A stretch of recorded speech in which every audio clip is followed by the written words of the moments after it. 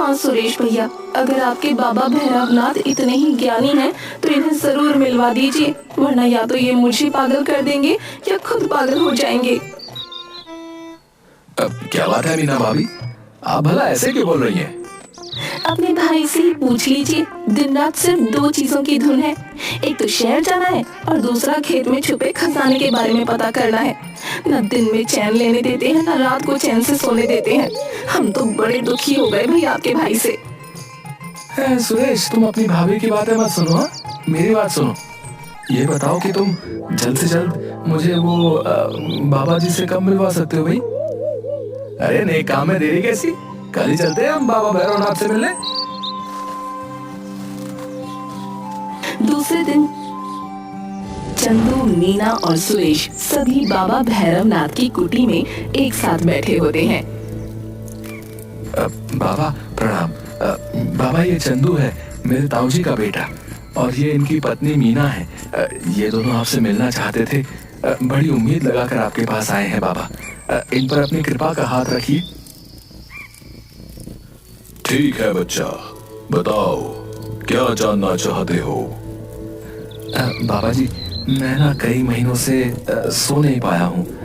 बाबा, मैं कई महीनों से अपने खेतों में कोई खजाना मिलने का सपना देख रहा हूँ। क्या सच में मेरे खेतों में कोई खजाना दबा पड़ा है? हाँ बाबा जी, बताइए और हमें इस उलझन से बाहर निकालिए। हाँ बच्चा, सच में तुम्हारे खेतों में खजाना छिपा पड़ा है, और वो भी इतना कि तुम सपने में भी नहीं सोच सकते। क्या सच में बाबा जी, हमारे खेतों में सच में खजाना छिपा है? हाँ बच्चा, सच में तुम्हारे खेतों में खजाना छिपा पड़ा है। तो बाबा जी, वो छुपा हुआ खजाना हमें कैसे मिलेगा? सब्र रखो बेटा, बताता हूँ। बाबा अपने सामने जल रहे यज्ञ में मंत्र पढ़ते हुए भभूति डालते हैं। सभी की नजर बाबा पर होती है। बेटा, तुम्हें अपने खेत में हल चलाने होंगे, खेतों में बीज बोने होंगे, और जब फसल पक के तैयार हो जाए तो मेरे पास आना। फिर मैं तुम्हें बताऊंगा खजाना मिलने का उपाय। आपने जैसा कहा है बाबा जी, मैं बिल्कुल वैसा ही करूंगा। बस मुझे खेतों में छुपा हुआ वो खजाना मिल जाए बस। वो खजाना तुम्हारे खेतों में है, इसलिए उस पर सिर्फ तुम्हारा हक है, और तुम्हें वो जरूर मिलेगा। बस तुम्हें सब्र रखना होगा बेटा। बाबा भैरवनाथ की जय, बाबा भैरवनाथ की जय। बाबा भैरवनाथ की बात सुनकर सभी बहुत खुश थे। चंदू और मीना बार बार सुरेश को धन्यवाद दे रहे थे। सुरेश भाई, तुम्हारा बहुत बहुत शुक्रिया। मैं तुम्हारा ये एहसान कभी नहीं भूलूंगा। इसमें एहसान कैसा? भाई भाई के काम आता है। आज तुम्हारी वजह से मुझे बाबा तक आने का रास्ता मिला, और बाबा से उस छुपे हुए खजाने तक जाने का रास्ता मिला। जिसकी किस्मत में जो होता है उसे वो जरूर मिलता है। बस हमें ऊपर वाले पर भरोसा करना चाहिए। आप बिल्कुल ठीक कह रहे हैं सुरेश भैया। अब हमारे दिन भी अच्छे हो जाएंगे। फिर मुझे कुछ करने की जरूरत नहीं पड़ेगी। हम आराम से शहर जाकर वहां की सुख सुविधाओं के साथ रहेंगे। चंदू अपने खेतों में ट्रैक्टर से जुताई करता है। मीना और चंदू दोनों खेतों में बीज बोते हैं। दोनों मिलकर खेतों में बहुत मेहनत करते हैं। एक रात मीना चंदू और पप्पू को थाली में खाना परोस कर देती है और बोलती है, देखते ही देखते आज न जाने कैसे 4 महीने गुजर गए। अब वो दिन दूर नहीं जब बाबा हमें खजाने के बारे में बता देंगे और हमारे दिन बदल जाएंगे। हाँ पापा, तब आप हमें कार में घुमाएंगे ना? हाँ बेटा, हम उन पैसों से नई कार लेंगे और गांव वालों पर खूब रौब झाड़ेंगे। फिर शहर चले जाएंगे और हमेशा के लिए वहीं रहेंगे। सभी एक साथ हंसते हैं। बहुत जल्द चंदू और मीना अपने खेतों में पूरी तरह से तैयार फसल के बीज खड़े होते हैं। उन दोनों के चेहरों पर मुस्कान होती है। चलो कल बाबा के पास चलते हैं और उनसे खेतों में छुपे खजाने का पता लगाते हैं। क्या क्या सच में तुम्हें अभी भी किसी और खजाने की इच्छा है? मुझे तो हमारे खेत में ये लहलहाती फसल ही असली खजाना लगता है। लगता तो ऐसा ही है, लेकिन खेतों में छुपा सचमुच का खजाना। चंदू बोलते बोलते चुप हो गया और प्यार भरी आंखों से अपने खेतों को देखने लगा।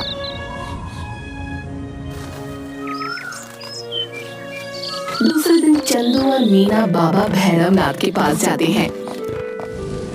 बाबा भैरवनाथ की जय हो, बाबा भैरवनाथ की जय हो। बाबा जी, आपने जैसा कहा था हमने वैसा ही किया। तो बच्चा, तुम्हारे खेतों में फसल पक के तैयार है। हाँ बाबा जी, खेतों में फसल लहलहा रही है। बच्चा, कैसी फसल हुई है तुम्हारे खेतों में? बाबा जी, फसल तो बहुत अच्छी हुई है। खेत तो ऐसे चमक रहे हैं जैसे सोने के सिक्के। क्या बोया था तुमने अपने खेत में? जी बाबा जी, मैंने गेहूं की खेती की थी। तो गेहूं के दाने कैसे हैं? बाबा जी, सोने जैसे पीले, चमकदार और बड़े बड़े। तो तुम्हारा मतलब है कि तुम्हारे खेतों में गेहूं नहीं, बड़े बड़े सोने के दाने हुए हैं। जी बाबा जी, बिल्कुल सोने जैसा चमक रहा है खेत। अच्छा, ये बताओ कि मेरे पास से वापस जाने के बाद क्या तुमने फिर कभी छुपे खजाने का सपना देखा? नहीं बाबा जी, मैंने तो वो सपना दोबारा नहीं देखा और मैं उसके बारे में भूल भी गया। बच्चा, ये तो बहुत बड़ी गड़बड़ हो गई। कैसी गड़बड़ बाबा जी? क्या बात है? आप थोड़ा परेशान दिख रहे हैं। तुमने पिछले 4 महीनों से एक बार भी उस छुपे खजाने का सपना नहीं देखा। मुझे लगता है तुम्हारे खेतों में छुपे खजाने की चोरी हो गई है। खजाने की चोरी किसने करी बाबा जी? तुमने अपने खेतों में खजाना होने की बात किस को बताई थी? ये बात तो बाबा जी पूरे गांव को पता है। फिर तो जरूर किसी ने तुम्हारा खजाना चुरा लिया। कहीं वीर ने तो नहीं खजाना चुरा लिया? वीर? हो सकता है, क्योंकि उसे भी तो खेतों में छुपे खजाने के बारे में पता था। नहीं नहीं, वीर ऐसा नहीं करेगा। उसने तो हमारी कितनी मदद की। जब मैं शहर से वापस आया तो हमेशा उसने ही मुझे पैसे उधार दिए और आज तक कभी मुझसे वापस भी नहीं मांगे। वो ऐसा नहीं कर सकता। वो मेरे बचपन का दोस्त है। फिर किसने चुराया होगा हमारा खजाना? मुझे नहीं पता किसने चुराया, लेकिन ये जरूर जानता हूँ कि वीर ने नहीं चुराया। पिछले कुछ महीनों से वीर तुमसे मिलने एक बार भी नहीं आया और ना ही उसने तुम्हारा हाल पूछा। मुझे तो पूरा यकीन है कि वीर ने खजाना चुराया है। जिसके पास इतना खजाना होगा वो अपने उधार दिए थोड़े से पैसों के लिए क्यों आएगा? किसी पर चोरी का इल्जाम लगाने से पहले हमें एक बार उसे भी अपनी सफाई देने का मौका जरूर देना चाहिए। सही कहा बाबा जी आपने। हम वीर को यहाँ बुलाते हैं। नहीं, कोई जरूरत नहीं है इसकी। मुझे कोई खजाना नहीं चाहिए। इतने दिनों से जिस खजाने के लिए तुमने हमारा जीना हराम कर रखा है, आज तुम्हें वो खजाना नहीं चाहिए? हाँ हाँ, नहीं चाहिए। और मुझे इस बारे में किसी से कुछ नहीं पूछना है और ना ही तुम इस बारे में किसी से कुछ पूछोगी। भला क्या नहीं पूछूंगी? मैं तो पूछूंगी और जरूर पूछूंगी। वो भी तुम्हारे सामने पूछूंगी। बाबा जी, मैंने पैसों के लिए भाई भाई को लड़ते देखा है। वीर मेरा दोस्त है, फिर भी उसने कभी मुझे पैसों के लिए मना नहीं किया। जब मैं अपने पिताजी को छोड़कर शहर चला गया तो उसने ही एक बेटे की तरह हमेशा मेरे पिता का साथ दिया। और उनके जाने के बाद जब मैं शहर से वापस आया तब मेरे मांगने पर हर बार उसने मुझे पैसे दिए, जबकि वो जानता था कि अगर मैं एक बार शहर गया तो कभी वापस नहीं आऊंगा। शायद फिर भी उसने हमेशा मेरी मदद की। हमारा खजाना कहाँ गया? नहीं चाहिए हमें कोई खजाना। मैं अपने खेतों में काम करूंगा और मेहनत करके तुम्हारे लिए सचमुच का एक खजाना बनाऊंगा। सही कहा बच्चा तुमने। ये फसल ही हमारी मेहनत का फल है। हम इस धरती को अपने खून पसीने से सींचते हैं और बदले में ये धरती हमें फल देती है। बेटा, यही तुम्हारा असली खजाना है। इस संसार में हम बहुत कुछ पाने की कल्पना करते हैं, लेकिन सच्चे मन से मेहनत नहीं करते। खैर, आज मुझे खुशी है कि तुमने मेहनत की और उसका फल तुम्हें मिला।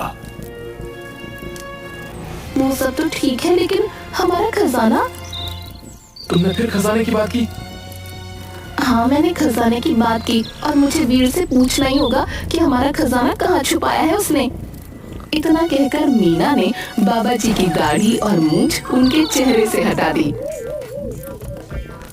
वीर और बाबा जी सब जोर से हंसने लगे। मुझे माफ करना मेरे दोस्त, लेकिन हम सब तुम्हारे खेत में छुपे खजाने और शहर जाने की बात से परेशान हो चुके थे। मैंने और भाभी ने तुम्हें कितना समझाया, लेकिन तुम्हें किसी की बात समझ नहीं आ रही थी। इसलिए हम सब ने मिलकर तुम्हें असली खजाने तक पहुंचाने का ये रास्ता ढूंढा। चंदू अपने दोस्त के गले लगता है। मुझे माफ कर दो मेरे भाई। असली खजाना क्या होता है ये समझने में मैंने बहुत देर कर दी। हाँ, देर तो तुमने कर दी, क्योंकि तेरे पिताजी हमेशा तुझे इस खजाने से मिलवाना चाहते थे, लेकिन ऐसा नहीं हुआ। पर मुझे खुशी है कि उन्होंने जो सपना तेरे लिए देखा था, आज तूने अनजाने में ही सही पर उसे पूरा किया है। वो हमेशा तुझे तेरी मेहनत किए हुए लहलहाते खेत के बीच में खड़ा देखना चाहते थे। आज वो जहां भी होंगे, तुझे इस तरह देखकर बहुत खुश हो रहे होंगे। मैं वादा करता हूँ, मैं हमेशा गांव में ही रहूंगा और पूरी मेहनत से अपने खेतों से सोने चांदी का खजाना बनाऊंगा। सब मुस्कुराते हैं और उस दिन के बाद चंदू कभी भी शहर जाने की बात नहीं करता और पूरी मेहनत से अपने पिता के खेतों में अनाज उगाता और खेती करता।